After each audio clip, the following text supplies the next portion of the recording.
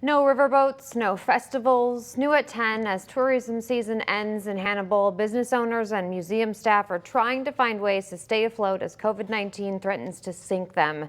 WGEM's Frank Healy is live in Hannibal with more. Frank. Mackenzie, the executive director at the Mark Twain Boyhood Home and Museum, tells me that around 50% less people walked through the gates here at the Boyhood Home this year compared to last. Both the museum and business owners here downtown say they're glad to have any business right now, but they're hoping things get back to normal levels soon. Charlie and True boutique owner Madison Leader says as they're coming up on their first month in their storefront on Main Street, things have been okay despite COVID-19. Business has been really good, actually. The only issues that I've had is maybe with shipping, getting stuff in.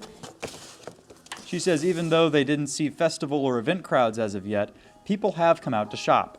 But the local community has been great. At Mark Twain Boyhood Home and Museum, the executive director says they're grateful they had a better year than many attractions around the country. On the downside, of course, our numbers were down considerably over the same period from last year. James Lundgren says while they did have to cut advertising budgets, we tightened our belts a little bit. Going into next year, they'll be back at normal levels. He says right now they're finding new ways to address problems like COVID-19 or flooding.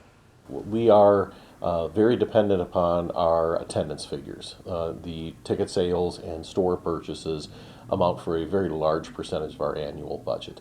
We're trying to change the metrics there a little bit. Both Leader and Lundgren say they're hoping for big crowds come next year. Maybe next summer for sure with the tourist season. And then I'm looking also forward to the holiday season, just because I think a lot of people this year especially, they will be shopping small. Leader says another thing on her mind right now is the potential for people crossing the river with new restrictions coming to Illinois this Sunday, maybe to dine or shop here. And of course, long term, time will tell how all this plays out. Live in Hannibal, Frank Healy, WGEM News.